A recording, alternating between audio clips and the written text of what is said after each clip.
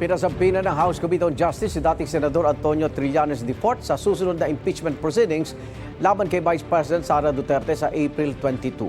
Sabi ni Senior Deputy Minority Leader Laila De Lima, mahalaga ang mga pahayag ni Trillanes dahil kabilang sa mga binanggit sa ikatlong impeachment complaint kaugnay sa mga umunoy hindi maipaliwanag na yaman ng bise. Ipinasampina rin ng komite ang Anti-Money Laundering Council para ilabas ang lahat ng bank transactions ni BP Duterte at ng kanyang asawang si Atty. Mans Carpio mula 2006 hanggang 2025. Ang umano'y hindi pagdeklara ni Duterte ng lahat ng yaman sa kanyang Statement of Assets, Liabilities and Net Worth o SALN ang isa sa mga ipinunto sa impeachment complaints laban sa kanya. Nauna nang sinabi ng bise na pag-abuso sa kapangyarihan ang pagpasampina sa financial records nila ng kanyang asawa.